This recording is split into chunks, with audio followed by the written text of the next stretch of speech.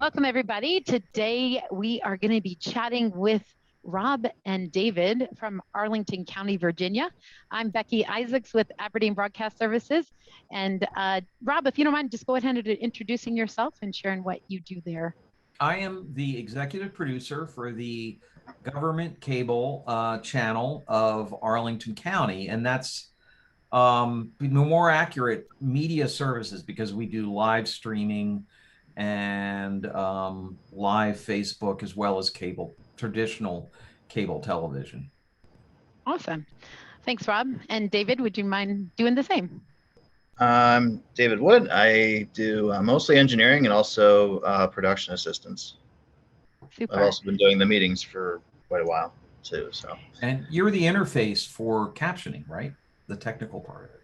Yep. Super. Well, you guys have been longtime partners of Aberdeen for the last decade, 10 years, which seems like and has been a long time, but have been awesome partners, and we appreciate you guys very much. Rob, we know that you'll be retiring next week, moving on to a different phase of life, which is super amazing. So we just wanted to take it back to 10 years ago, really, and think about the beginning. So either one of you, I can address either one of you, but want to answer this. But so Arlington broadcasts on a local television station, and we're just looking to ask you the question of what content do your viewers receive, and what's that typical demographic? Well, the demographic, we're a county of about 230,000 people, most of whom still receive cable television, even though there's been a certain amount of cord cutting. And because we're fairly close to Washington, D.C., I'd say the penetration of live streaming is very close to 100%. So I describe what we do as a hyper-local version of C-SPAN. We do county board meetings and county board work sessions, commission meetings.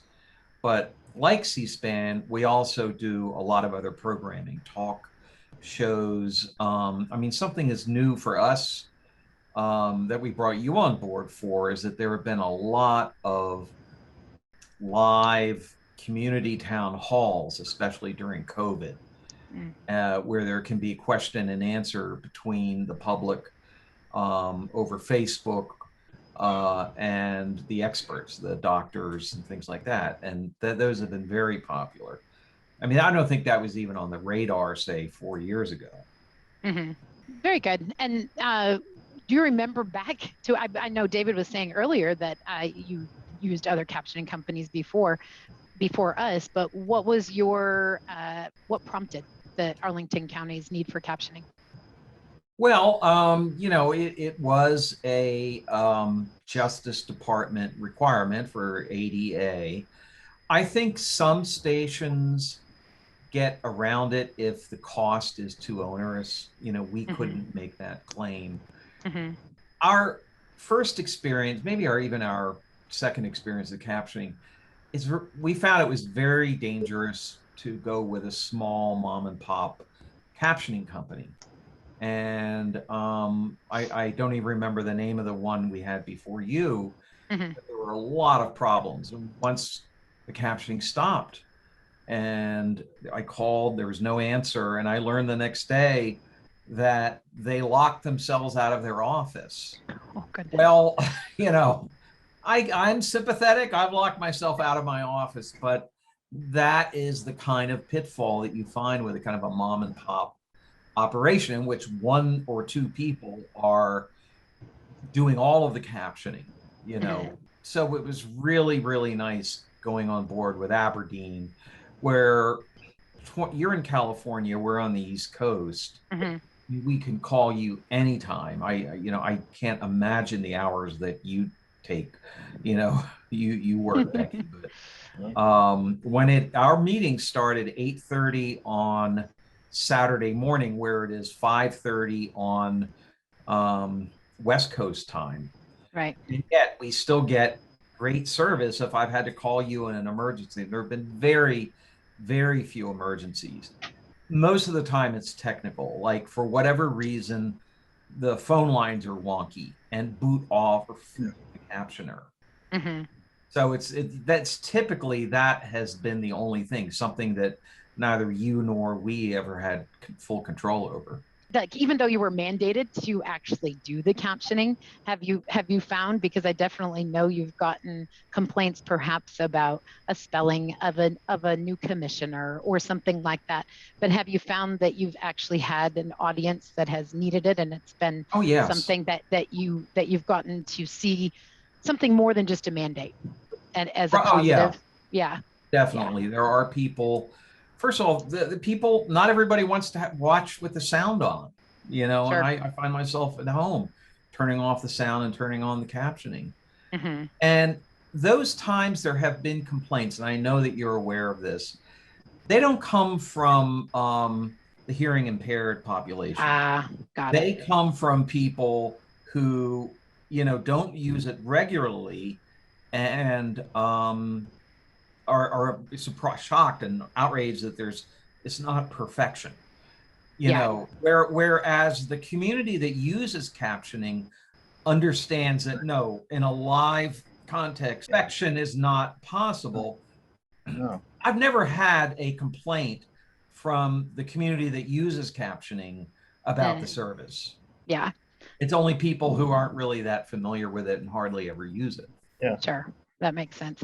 I know, David, you were speaking about that before we started recording, about the accuracy, if you want to chime in there to share. No, I mean, I'm always impressed, like with some of the speakers we get, some of the public speakers we get during meetings. I'm always impressed with the amount of accuracy you guys have, especially hearing it down a phone line, and especially how fast some people talk.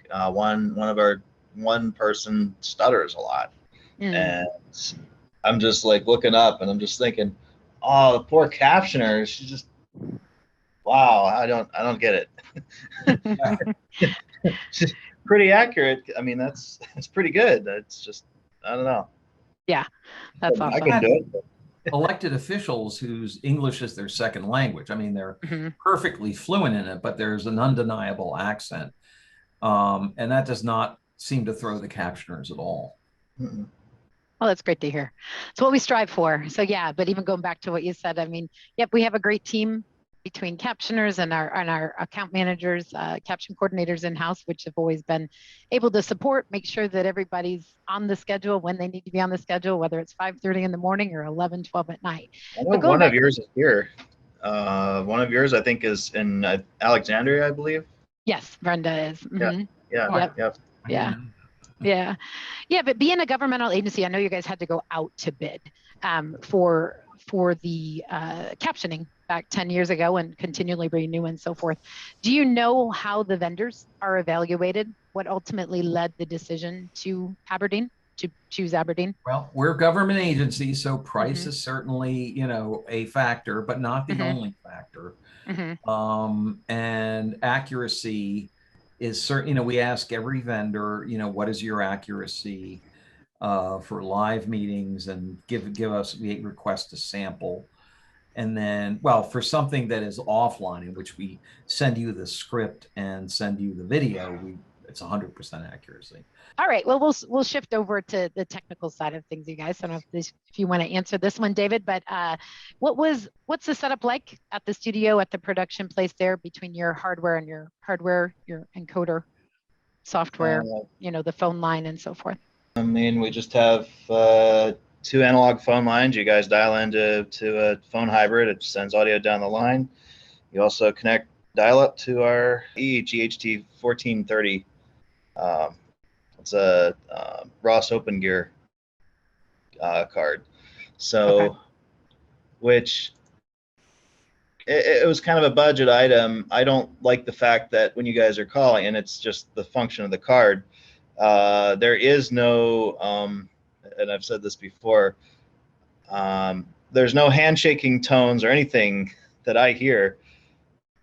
There's no speaker on this board. What is a handshaking tone? So just like back when you dialed up to your ISP, or if you ever did bulletin boards or anything like that, you'd hear the dial tones, you hear the connection happening, you hear it, with our old encoder, you could hear that too. With this one, Right. The captioner actually sees more than I do at that point. So Got it. yeah. Well, that kind of goes into the next question I was going to ask you guys. Like on the day of the event, our captioners are at least dialed in 5 minutes before. We call you, we call who's ever in the We production do room, tests, and we do the everything. tests. You verify Yeah. everything's there. You have our Yeah. 27-hour line, like you guys have already spoken about, which is unlike kind of where the industry is going with AI. So as we already touched on this, but what are some of the benefits of having human writers on the programs? Context. Humans understand context. Yeah. AI does not yet. I mean, the day that AI understands context, they'll probably take over the human race. I mean, so that is something that I feel needs to be taken into consideration as we're in this period where there are human captures and automated captioners. Yeah, do you remember that example? I know when we spoke a couple days ago, Rob, you gave me a really good example. We were running some tests, and the automated captioner said, what was the word, Dave? Be a killer instead of vehicular. Yeah, vehicular. That's it. It said be a killer. Well, a human being would never in a million years write in be a killer. They would get the context it was spoken in. Mm-hmm. And there are other things like that in which the automation, what was it? It was kind of, remember that other one that was really wild, David, that was almost inappropriate? Now they say that you can give the automated system no-go words, like never, ever, ever say, be a killer, ever. And also, it's just having a human being. I mean, to explain a problem to if something's not quite right, is really good. You can troubleshoot. We've done that on the line. You call David up and you say our captures keep getting booted off or something like that. The troubleshooting can be done fairly quickly and easily. Yeah. This isn't necessarily rife in the captioning world, but certainly when we deal with engineers, their attitude is, well, the customer is always wrong. Our equipment is always right. And we have never gotten that, well, it's not us, it must be you guys. I mean, you really have buckled down, and we have found it's usually a technical problem, not a human problem, and pretty quickly fixed it. So, David or Rob, if you want to go back to just like the setup of streaming, how's that similar, or how did that add things to when that started becoming a big part of, and then having the captions pass through? I think you guys still use Granicus, just to speak to that, to give people the idea of setting up for streaming and captioning. Granicus just takes our video feed, which at that point there's 608 and 708 in the stream, and it just takes that and makes its own file from it. You guys have lots of experience. What would you guys say to someone who's in the similar position to yours? What advice would you give them, basically, as far as their ideal technical setup and workflow? I know you have an HD encoder. You're using phone lines still to connect to the audio coupler and to connect to the HD encoder. Are you guys using digital lines there at the county, or are they still a plain old telephone line into the actual modem? They get converted. They get converted. So it's just POTS. But something definitely has gotten better from those, I don't know, 8 years ago with the connection, and maybe that's just upgrading to the HD encoder and the newer modem inside, which makes the connections more auto-negotiated than some of the older modems. Yeah, I think we were asked if we could do IP based instead, and at the time I kind of didn't want to do it. Yeah. Just because of what we were up against here with the way our IT is set up here, which it gets so it was just easier at the time to stay with POTS. I mean, we're not using the same equipment we used 10 years ago. Oh no. I mean, when we did our HD upgrade in 2014, that's when we got the EEG card. But and that made it just a lot clearer, I think, for the captioner. Well, we needed the digital version of what we had. I mean, we needed the HD version of what we had. Right. Because our old captioning encoder wasn't HD. Right. So. And we had another, I think it was Verizon wasn't passing through the captioning. Oh, that was, yeah, that was contractually required to pass a long through. time ago. Yeah. Yeah. I mean, so all of those things, you know, and the other nice thing I appreciate is when we've had to set up a time off our regular schedule to do a test because, like, well, why isn't Verizon passing it through? Oh, yeah. You guys have been always accommodating for that. Oh, absolutely. And I appreciate that. The only thing I feel bad about is we really, really try to get accurate times for our meetings, but every city and county who does this knows you cannot predict even sometimes down to the closest hour. And I've always felt bad when we've told you it was going to be a 3-hour meeting and it turns out to be a 6-hour meeting, or vice versa. You know, I feel bad when you call me and you ask me for an estimate of when it ends, and my answer is, I don't know. We can tell you how many items. Item blah blah blah. You know, I give you an answer, but they could end up going on a 2-hour tangent. Yeah. I know. No, but you guys, the thing I think with that, from our perspective, though, you guys have always, you've had the attitude, we've had the attitudes, we're on your team to make it happen.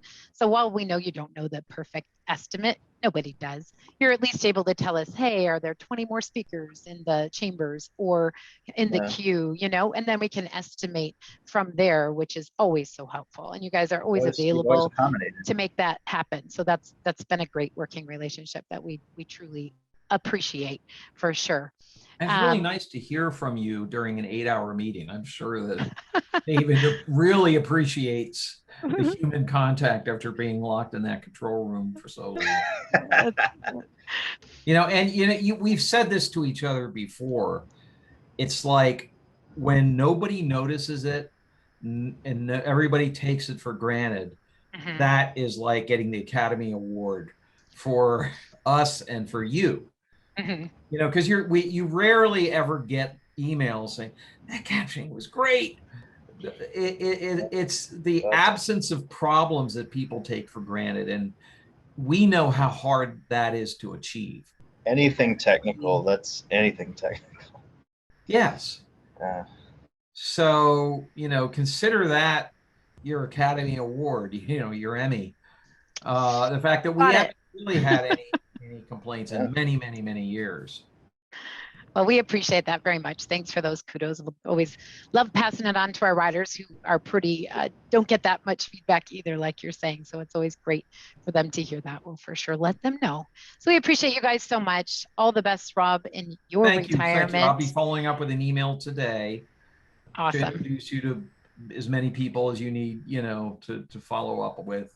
Okay. Thank you so much, David. Thank you so much, Rob. I appreciate it. Thank you. My pleasure. And I hope we get to work together. I'll be going to George Mason University. If they need a captioner, I'll know who to recommend. Wonderful. We're so grateful for that. Thanks. Thank you.